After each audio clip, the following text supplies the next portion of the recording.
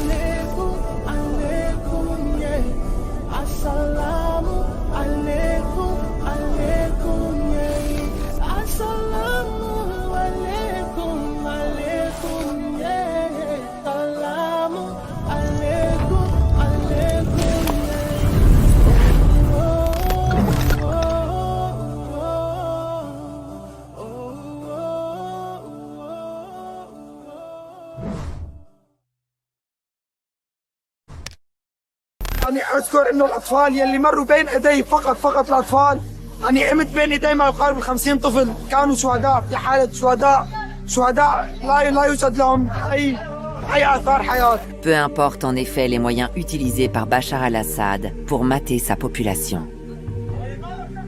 Au petit matin, alors que les habitants dorment encore, des bombes aux sarins s'abattent sur la Ghouta. Le bilan humain est terrible. Plus de 1400 morts, dont près de 500 enfants et des milliers de blessés. Pour Barack Obama, l'utilisation d'armes chimiques constituait une ligne rouge. À la Ghouta, la ligne est franchie. Yesterday, the United States presented a powerful case that the Syrian government was responsible for this attack on its own people. After careful deliberation, I have decided that the United States should take military action against Syrian regime targets. La France soutient Barack Obama. Le président François Hollande et ses équipes préparent les attaques contre Damas. Mais un coup de fil fait tout basculer. Donc lorsque je suis en relation téléphonique avec Barack Obama, d'une certaine façon, je me suis déjà préparé à ce qu'il va me dire, c'est-à-dire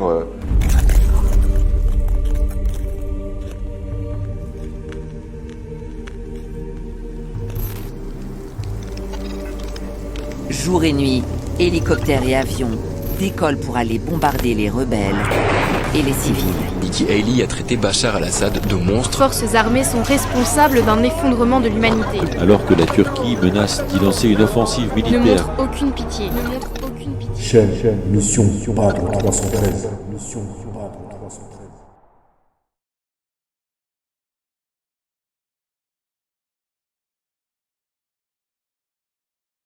Allah nous a inspirés et les membres de Bereket Chéri en sont arrivés en fait à ce projet. Alors Badr 313, vous comprenez, hein, c'est totalement lié en fait à ce premier combat que les musulmans ont mené contre les infidèles et contre ceux qui les combattaient parce qu'ils n'acceptaient pas, qui croient en fait en une seule religion, qu'il y ait un prophète, qu'il y ait un seul Dieu. Donc cette opération est pour moi, comme je l'ai dit, une priorité. Elle est grandiose, elle est limitée, comme les 313 qui ont participé à cette bataille. Ceux qui ont fait marche arrière ne pourront jamais goûter la valeur de ce combat. C'est un froid permanent, un filet d'air glacial qui se glisse dans l'interstice des tentes des réfugiés dans la province d'Idlib en Syrie. Le froid qui fait tousser les enfants, qui engourdit les mains, le froid qui emporte, le froid qui tue quand il n'y a plus rien pour se chauffer, quand toutes les forêts alentours ont été rasées. Le seul moyen est d'allumer des carcasses d'animaux morts. Car il en est ainsi en Syrie en cet hiver 2021-2022 qui est particulièrement sévère. Les nations... Dans cette région-là, il se passe des choses très graves et vraiment on veut intervenir là-bas et on veut aider les musulmans qui sont dans un besoin énorme. Une nouvelle forte tempête de neige est venue compliquer les conditions de vie déjà difficiles de centaines de déplacés syriens, notamment dans la région d'Afrin et d'Azaz. Ils sont nombreux à se retrouver sans abri et privés de nourriture.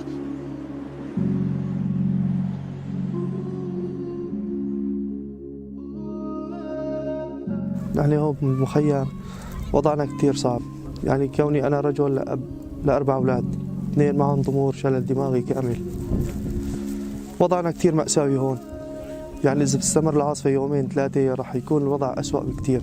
هاي الخيام مثل ما انكم شايفين كلها وقعت على الأهالي. يعني اليوم ألف يا ويلة حتى نزلنا على عزاز حصلنا ربطين خبز قوت اليوم. بقى إذا استمرت العاصفة يومين ثلاثة أو أكثر الله العليم إيش بصير بهالعالم. حسبي الله ونعم الوكيل.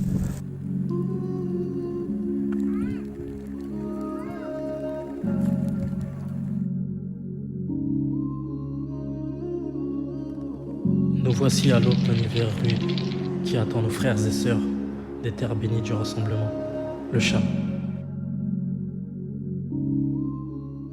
Il est très difficile d'être dans les festivités, très difficile d'avoir des fous rires, très difficile de se reposer tranquillement quand on sait que à quelques kilomètres d'ici,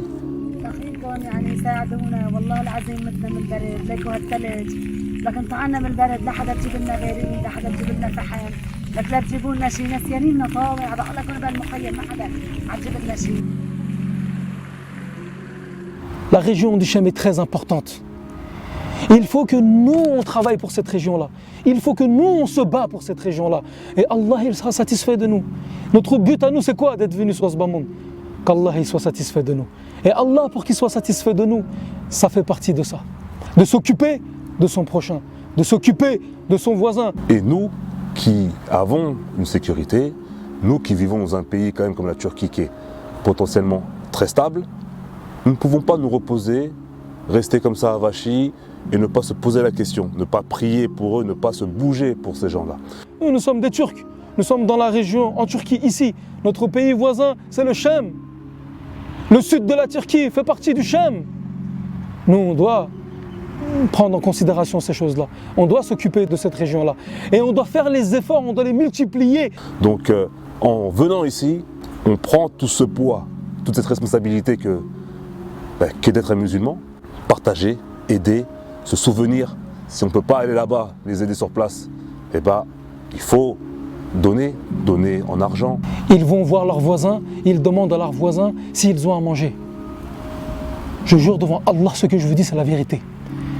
Ils vont demander aux gens s'il y a quelque chose à manger.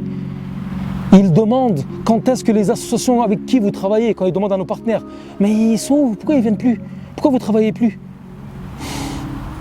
Ouais, parce que nous avons abandonné la région du Chem. C'est vrai que la situation est terrible en cet hiver où la pénurie sur le pain crée des tensions permanentes. Ce qui se vend le mieux aujourd'hui dans les petites épiceries syriennes, ce sont les sachets de nouilles à cuisson instantanée. Ça ne coûte pas très cher et cela permet de nourrir les familles en attendant 4 500 000 réfugiés syriens déplacés. On ne peut pas laisser passer du temps, on ne peut pas laisser filer les jours en ne faisant rien. Il n'y a pas d'autre solution car le froid est là, toujours là. La mort également, la mort elle aussi qui est en embuscade.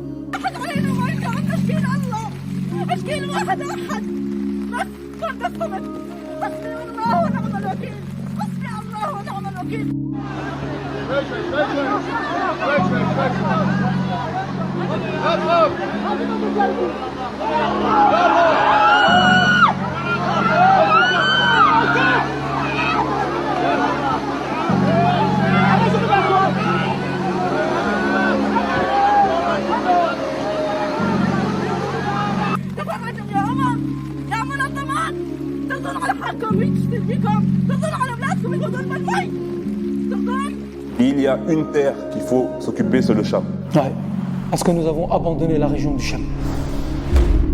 Non seulement il n'y a plus personne, mais ils n'ont plus rien. C'est du vide, c'est de l'abandon.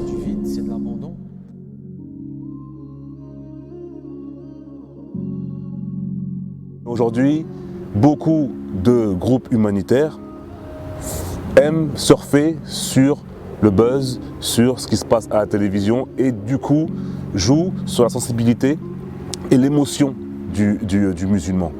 Et moi je pense que c'est pas bon. C'est pas bon. Il y a beaucoup de groupes qui se disent même être partis là-bas, on ne les a jamais vus. Ils ne sont jamais arrivés là-bas. Beaucoup de donations ont été faites dans ces groupes-là qui n'ont jamais distribué aux concernés. Ça c'est aussi une vérité. Cette guerre qui dure depuis plusieurs années, celle-ci qui avait un engouement dans ses débuts, une solidarité incroyable, des aides humanitaires historiques, le voilà qui se sentent abandonnés de plus en plus.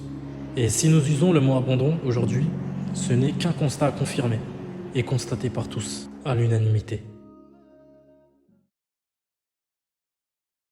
Il y a eu un plan de la part de ces gouvernements d'éradiquer Bachar el-Assad. C'était un plan qui était mûrement réfléchi. Et il fallait que la presse européenne, la presse mondiale en parle. Plus tôt dans la journée, le président Donald Trump a évoqué une éventuelle action militaire des États-Unis. Selon ses mots, le régime de Damas ainsi que ses alliés russes et iraniens pourraient, je cite, payer le prix fort pour cet acte barbare. Les Nations Unies estiment à 900 000 le nombre de déplacés en 3 mois dans cette région, alors que la Turquie menace d'y lancer une offensive militaire contre les forces du régime de Bachar al-Assad. L'ambassadeur français à l'ONU a demandé en urgence une réunion du Conseil de sécurité. L'Allemagne souligne l'immense responsabilité des Nations Unies et du Conseil de sécurité pour arrêter le drame. Ils ne montrent aucune pitié. Et ça, malgré leur conquête territoriale. Même aujourd'hui, il n'y a pas de pitié de leur part. La France estime qu'il s'agit de la plus grande crise humanitaire depuis le début. Le régime de Bachar al-Assad, la Russie et l'Iran et leurs forces armées sont responsables d'un effondrement de l'humanité. M. Bachar al-Assad est qualifié de criminel contre l'humanité par le secrétaire général des Nations Unies. L'ambassadrice américaine Nikki Haley a traité Bachar al-Assad de monstre. Elle a déclaré que la justice devait être rendue. Recep Tayyip Erdogan, il s'est adressé par téléphone à Bachar al-Assad aujourd'hui même et il l'a fait savoir par un communiqué et il lui a dit « Il y a trop d'atrocités chez vous, ce qui se passe là-bas est inacceptable et nous voudrions voir des réformes immédiates ou la fin de ce système. » Mais comment condamner la Russie, qui est membre du Conseil de sécurité et qui, ironie du sort, peut mener un débat sur la Syrie? 8622 заседание Совета Безопасности объявляется открытым. Предварительная повестка дня данного заседания гласит «Положение на Ближнем Востоке». Once again, we heard from OCHA about the dire situation in northwestern Syria and the fragility of the unilateral ceasefire. The number of people in need of humanitarian assistance are staggering. There are almost 3 million people in Idlib. The vast majority of them are women and children. Hospitals, schools, and IDP locations have been targeted and destroyed by bombardments. If this situation does not move the Council to take action, what will? That is why today we will be voting on a draft resolution proposed by the Syrian humanitarian co-pen holders, Kuwait, Belgium and Germany. The aim of the text is purely humanitarian. It intends to protect the civilian population of Idlib. Thank you very much, Mr. President. L'appel de l'ambassadeur allemand ne sera pas entendu. La plupart des mains se lèvent, mais une fois de plus, les Russes mettent leur veto à cette résolution. Lorsque nous négocions des résolutions du Conseil de sécurité sur les seuls sujets où la Russie voulait vraiment avancer, c'est-à-dire, ou en tout cas la Russie disait qu'elle voulait avancer, c'est-à-dire l'aide humanitaire, à chaque fois on était parvenu à un accord avec l'ambassadeur de Russie, Tchourkin, qui pourtant est un dur. Le lendemain matin, lorsqu'il avait envoyé son texte à Moscou, eh bien, il était obligé de nous appeler un peu piteusement, hein, les autres ambassadeurs du P5, des 5 membres permanents, pour dire, eh bien non, finalement, Moscou n'en veut pas. Et il fallait aussi que des groupes humanitaires se bougent parce qu'il y a eu des morts, il y a eu des déplacés, il y a eu des réfugiés, des musulmans sunnites ont été gravement touchés et tués. Donc il fallait bouger, l'émotion était là, les musulmans étaient prêts à donner, donc ça se prêtait bien. Ok, il y a la presse internationale qui en parle, donc c'est crédible, ça marche. Mais dès lors où les médias malheureusement ont arrêté d'en parler sous prétexte que la guerre en Syrie est terminée. On le disait déjà il y a quelques années avec tous nos frères de l'association et bien d'autres associations avec lesquelles on avait partagé des missions. Beaucoup de gens ont été attristés par la Syrie pendant un temps, effet de mode, et depuis ce temps-là, plus de nouvelles, plus rien. Plus de groupes humanitaires se mobilisent pour la Syrie.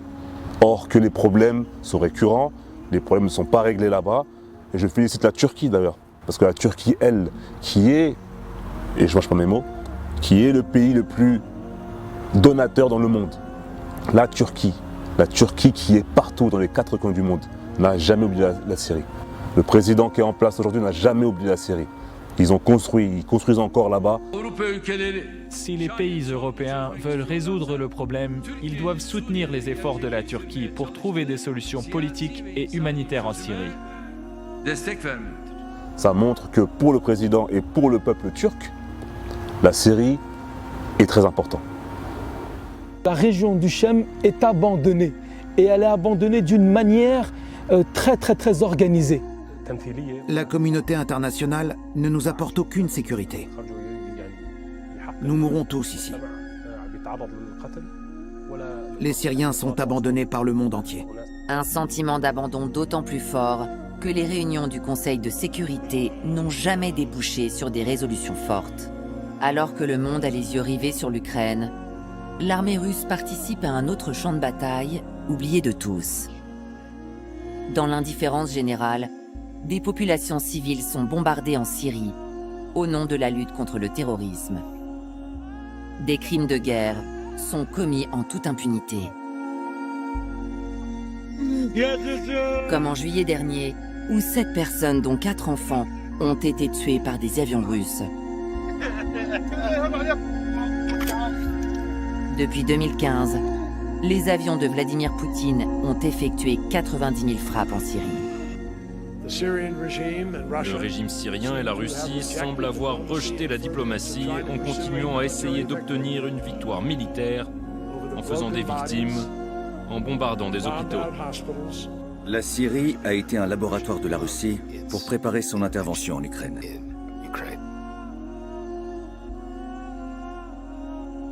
After careful deliberation, I have decided that the United States should take military action against Syrian regime targets. Donc lorsque je suis en relation téléphonique avec Barack Obama, d'une certaine façon, je me suis déjà préparé à ce qu'il va me dire, c'est-à-dire un report de la décision.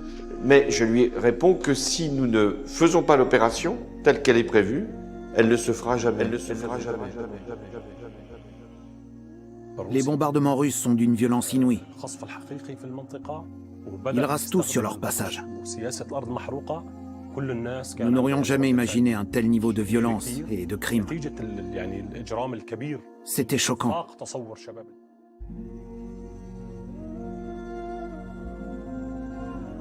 L'armée russe a transformé la Syrie en un gigantesque terrain d'exercice.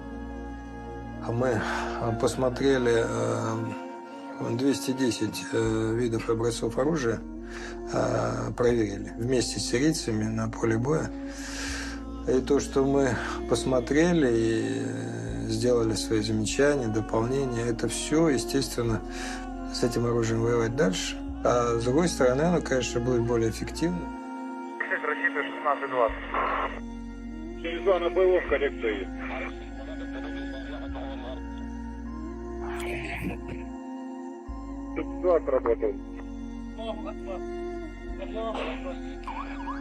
Aucun scrupule à frapper des hôpitaux. Le régime syrien et son allié russe ont anéanti lundi le plus grand hôpital au cours d'intenses raids aériens. Ceux qui échappent au bombardement courent un autre danger. Tomber entre les mains des hommes de Wagner, comme ici dans cette vidéo. Un rebelle syrien se fait torturer. Les images sont insoutenables. Elles ont pourtant circulé sur Internet. Nous, en tant que Bereketcheri, on peut le dire à 100% que la région du Chem est abandonnée.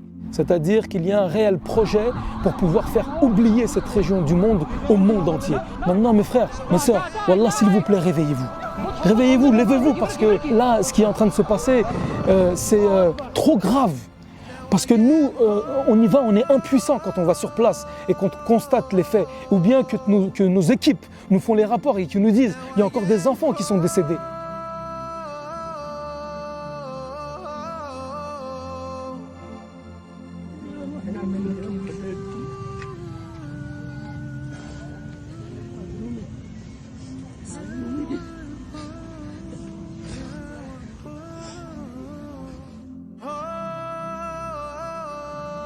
Donc la guerre n'est pas finie. La guerre est loin, très loin d'être terminée en Syrie.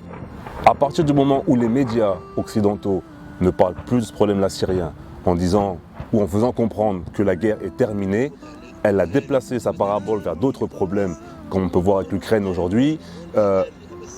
Elle verrait et elle voit même d'un très mauvais œil le fait que des groupes humanitaires puissent récolter encore des fonds et aider des Syriens.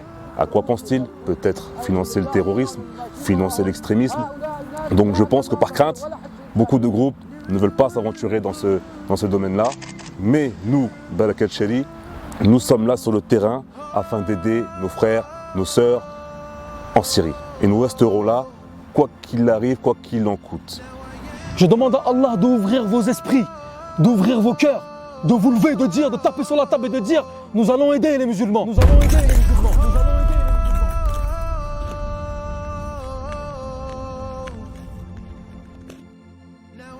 Quand tu vois la population, le peuple, non seulement il n'y a plus personne, mais ils n'ont plus rien. Ils n'ont plus rien, ne serait-ce que, je parle humainement, je parle par leur bien.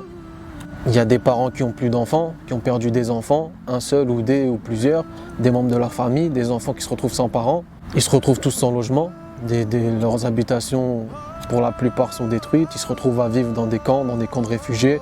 On les entasse les uns les autres. Je ne suis pas là un moralisateur pour faire la morale aux gens. Non, moi ce que je dis et ce que je préconise, c'est de faire un retour. Retour à Dieu, retour à nos valeurs, retour à nos principes fondamentaux, c'est super important. Et retour au texte, retour à ce que le prophète Mohammed il a dit. À partir de là, nous aurons conscience. À partir de là, on va se réveiller. À partir de là, on sera unis. À partir de là, on pourra aider.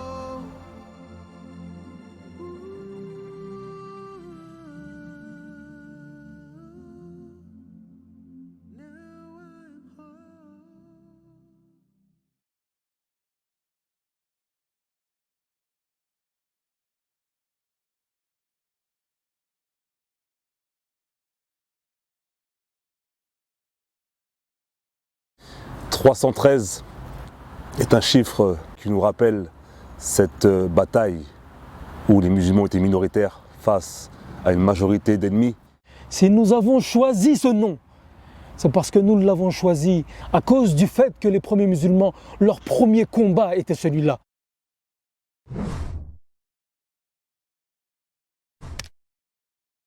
Depuis leur arrivée à Médine, les compagnons jouissaient d'une certaine liberté dans l'application de leur foi.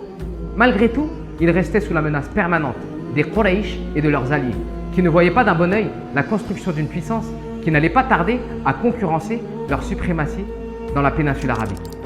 Rappelons d'abord que les compagnons sont arrivés à Médine après des années d'oppression et d'humiliation. La plupart ont dû abandonner leurs biens, leurs terres et leur argent. Ces mêmes richesses ont été volées et spoliées par les Mécois non musulmans. Le prophète voulut l'intercepter afin de récupérer les biens des musulmans qui leur avaient été spoliés depuis leur départ de la Mecque pour rejoindre Médine. Médine, où vivait le prophète sallallahu alayhi wa sallam, est un carrefour commercial entre la Mecque et le Cham. Les caravaniers avaient l'habitude de faire halte à Médine ou dans les régions proches. Ainsi, ils pourraient récupérer des richesses proportionnellement à celles qui leur furent volées à ce moment-là. Abu Sufyan n'était qu'avec une trentaine ou quarantaine d'hommes et de chameaux. Il n'était donc pas non plus préparé pour le combat, ce que le prophète sallallahu alayhi wa sallam savait. Et le seul objectif de notre prophète sallallahu alayhi wa sallam était de récupérer les biens sans que cela ne cause de tort à personne. Le but n'était pas le combat. L'armée musulmane était composée d'un peu plus de 300 compagnons, très peu équipés. En effet, ces derniers n'étaient pas sortis avec l'intention de combattre. Ils n'avaient donc que très peu de montures, 2 chevaux et 70 chameaux, sur lesquels ils s'alternaient.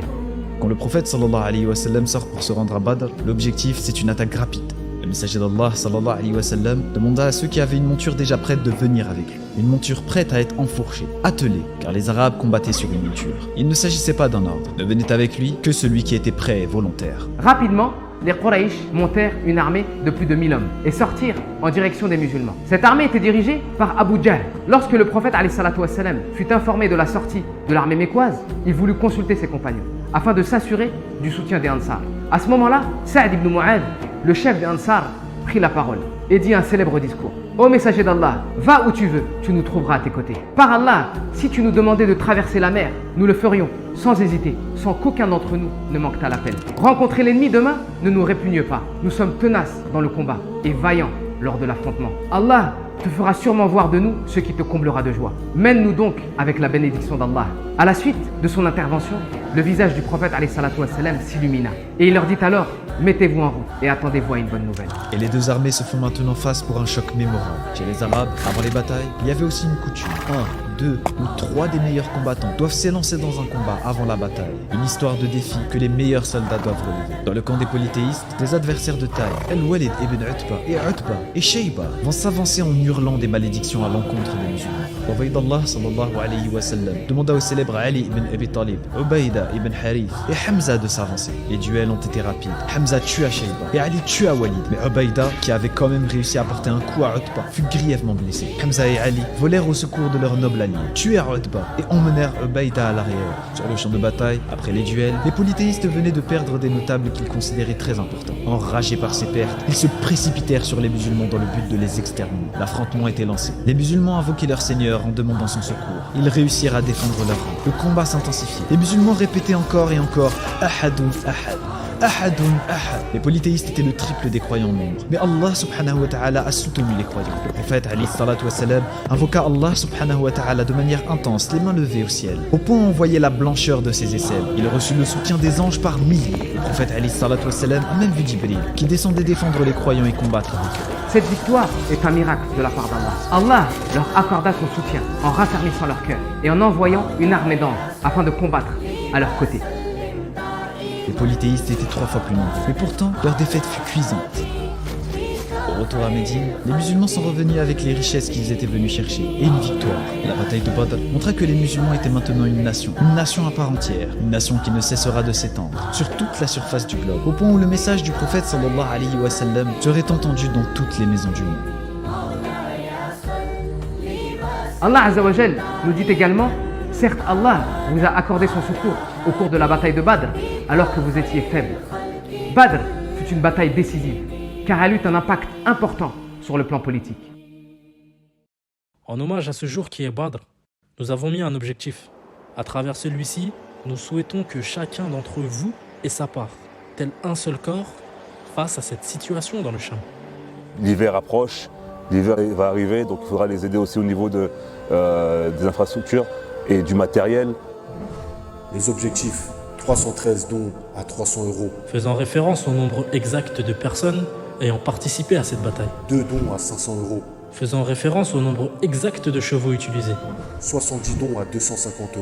Faisant référence au nombre exact de chameaux montés. 3000 dons à 100 €. Faisant référence au nombre exact d'anges descendus en renfort. De par cette manière de faire, nous souhaitons sensibiliser la communauté à connaître cette magnifique histoire et à se rappeler l'injustice que subissent une partie de la communauté oubliée aujourd'hui. Et ça va être un combat humanitaire, certes, c'est un combat humanitaire, mais c'est le nôtre. Et c'est pour ça que nous avons voulu le marquer en l'appelant Badr 313.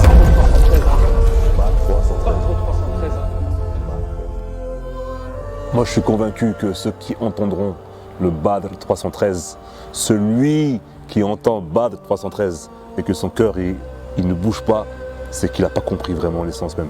Et donc dans ce projet Badr 313, nous avons pour objectif, avec la permission d'Allah, si Allah le veut, nous allons distribuer des colis alimentaires, des colis hygiéniques, distribuer du fioul, nous allons distribuer du bois, des vêtements, car cet hiver-là, comme tous les hivers, mais c'est de plus en plus rude, c'est de plus en plus difficile.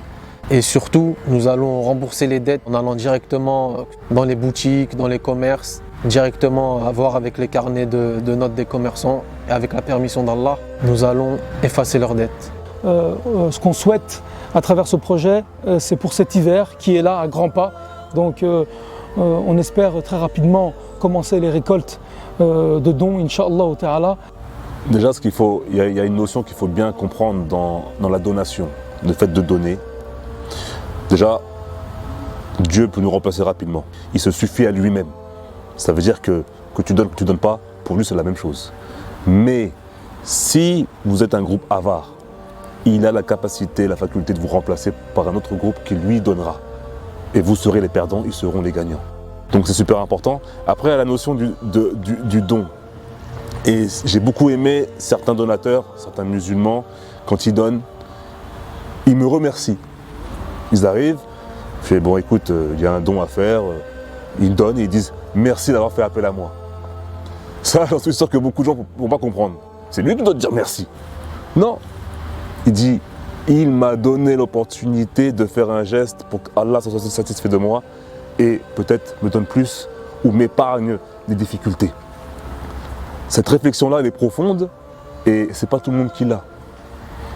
Et ça, souvent, je ne sais pas chez tout le monde, mais souvent, je le trouve, il me donne 10 000 € et il me dit merci beaucoup. Et ça me fait sourire, je me dis, t'as compris. T'as compris. Les sommes récoltées serviront pour venir en aide aux plus nécessiteux. Vous avez pour mission obligatoire de solliciter toutes les personnes de votre entourage. À défaut de ne pas donner, partagez, transmettez le message. Parce que je sais que aujourd'hui, la difficulté que les gens peuvent avoir. On veut des gens qui sont sincères dans leurs agissements. On veut des gens qui sont prêts à ce combat. Parce que t'as combien de paires de chaussures chez toi? T'as combien de survêtements chez toi? Combien de vêtements nous avons? Combien de téléphones nous avons? Aujourd'hui, vous donnez 100 € à Barakat Chéri, il y a 100 € qui est distribué là-bas. Nous ne prenons rien, pas de frais de déplacement, pas de charge. Vous donnez un, il y a un qui est distribué là-bas. Combien de fois tu vas dans un restaurant, parce que c'est devenu une habitude, une fois par semaine, tu vas avec ton épouse, ça coûte 500, 600 télé, ou bien en euros, ça coûte 50, 100, 200 €. Combien de fois? Une fois par semaine, c'est obligé. Si tu vas pas, c'est chaud. Parce qu'il faut que tu décompresses la semaine. Oh, Akhi, sacrifie. Nous avons suffisamment pour vivre, alhamdoulilah, pour nous déplacer, il n'y a pas de problème. Il n'y a aucun souci par rapport à ça. Mais c'est important de signaler et de dire ceci.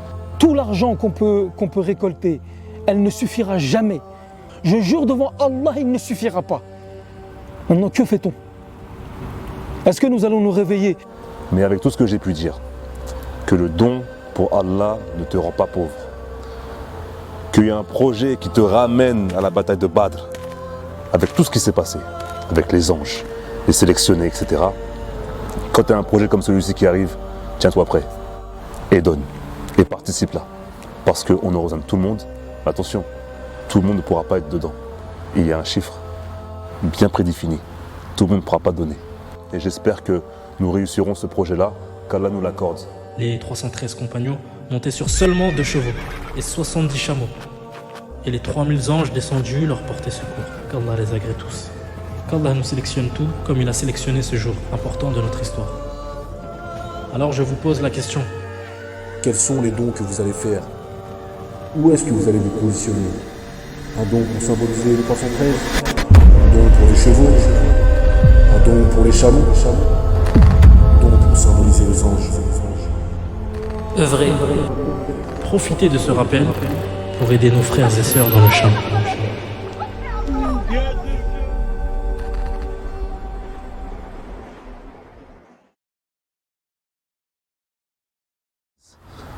Le Cham, ce n'est pas l'Europe, ce n'est pas l'Afrique.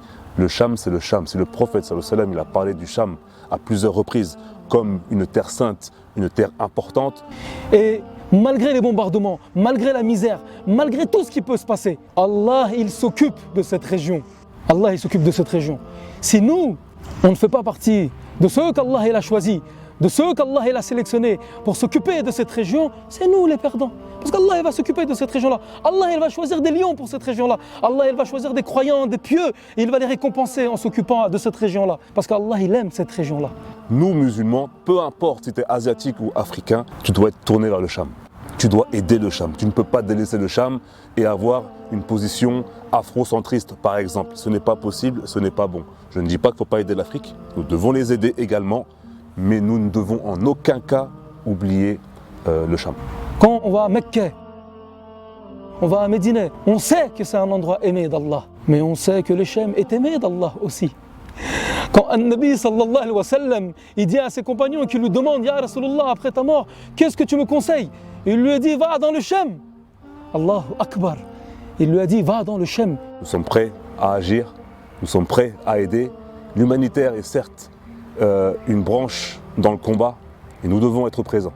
Nous nous sommes préparés, nous nous sommes organisés pour défendre les gens du Cham. Ceux qui sont prêts et ceux qui sont décidés à en faire autant que nous, eh ben, qu'ils viennent nous rejoindre. Donc faites partie de ceux, et j'espère, parce que moi je suis Barakat Chéri, donc je suis là, mais activement là, et j'espère que nous réussirons ce projet-là, qu'Allah nous l'accorde. Nous voudrons par cette mission Badr 313 faire référence à cette partie de notre histoire, interpeller la Oumma en rappelant l'importance de la fraternité, de la détermination quelle qu'en soit la situation, de la loyauté et surtout de la foi en Allah sans aucun doute dans le cœur en ayant la certitude de son secours. Et engagez-vous dans ce projet pour aider nos frères et sœurs dans le Cham. Bien évidemment, tout montant sera accepté et dépensé dans le Cham. Qu'Allah accepte de vous et vous rajoute du bien. Nous sommes prêts à agir. Ensemble, concrétisons ce magnifique projet. Allah, il a déjà sélectionné les gens. Il le sait, nous ne savons pas. Nous faisons les causes. Mais il a déjà sélectionné les gens. C'est ça la puissance de la religion, c'est ça la puissance de la Oumma.